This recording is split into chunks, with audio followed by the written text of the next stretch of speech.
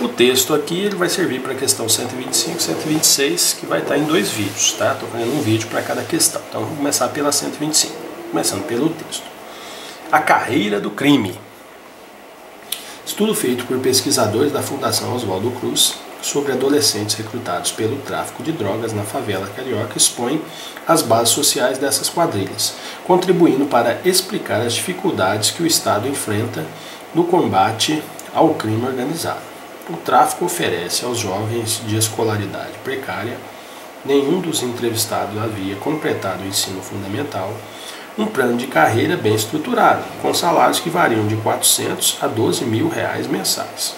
Para uma base de comparação, convém notar que, segundo os dados do IBGE, em 2001, 59% da população brasileira com mais de 10 anos que declara ter uma atividade remunerada ganha, no máximo, o piso salarial.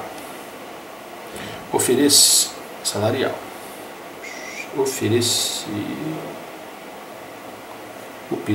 oferecido pelo crime.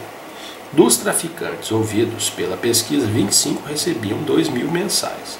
Já na população brasileira, essa taxa não ultrapassa 6%. Tais rendimentos mostram que as políticas sociais compensatórias, como Bolsa Escola, que paga 15 mensais por aluno matriculado, são por si só incapazes de impedir que o narcotráfico continue aliciando crianças provenientes de estratos de baixa renda. Tais políticas aliviam um pouco o orçamento familiar e incentivam os pais a manter os filhos estudando, o que de modo algum impossibilita a opção pela delinquência. No mesmo sentido, os programas voltados aos jovens vulneráveis ao crime organizado, circo, escolas, oficinas cultura, escolinha de futebol, são importantes, mas não resolvem o problema. A única maneira de reduzir a extração exercida pelo tráfico é a repressão, que aumenta os riscos para os que escolhem esse caminho. Os rendimentos pagos aos adolescentes provam isso. Eles são elevados precisamente porque a possibilidade de ser preso não é desprezível. É preciso que o Executivo Federal e os estaduais desmontem as organizações paralelas erguidas pelas quadrilhas, para que a certeza de punição elimine o fascínio dos salários do crime.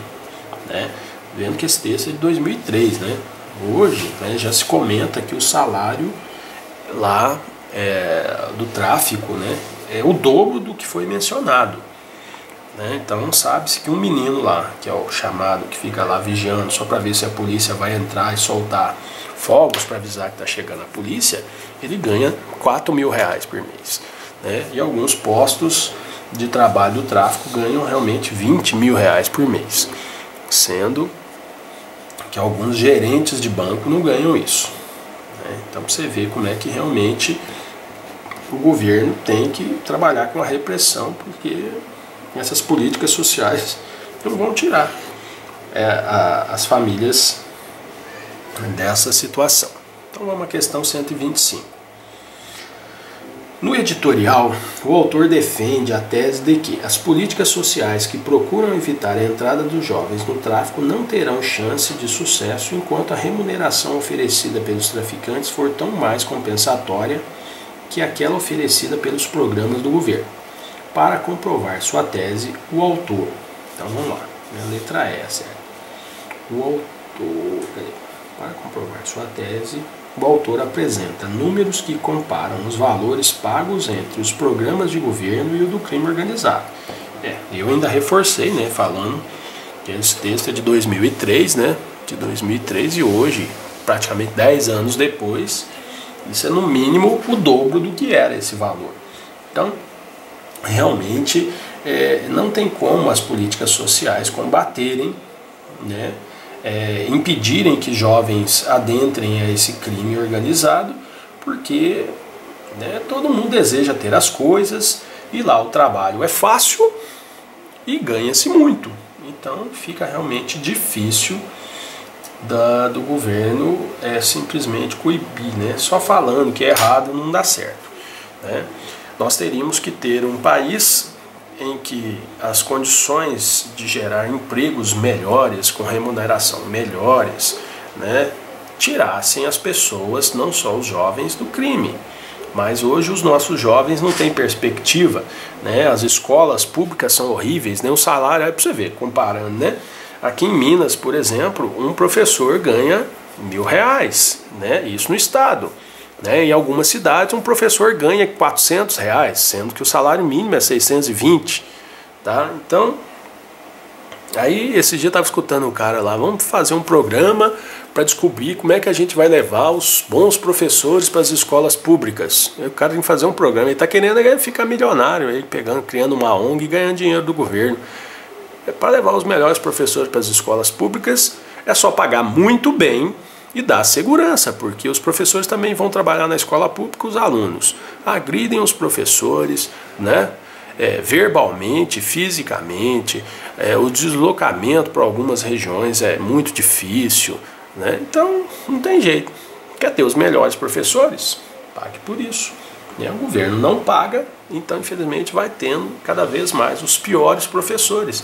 E agora está chegando num ponto ainda pior, né? Porque ninguém mais quer ser, nem os piores, nem as pessoas que nem nunca nasceram para ser professores, mas que até acabaram estudando para isso, mas nem esses querem ser. Eles arrumam um emprego, vai vender sapato numa loja e ganha 3, 4 vezes, tá bom?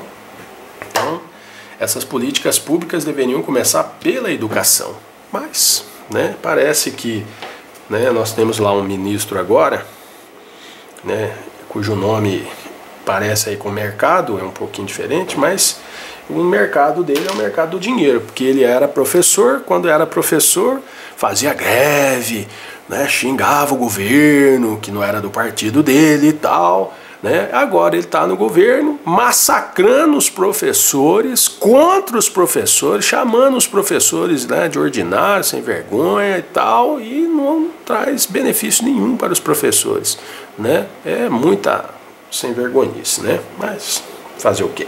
Vamos embora.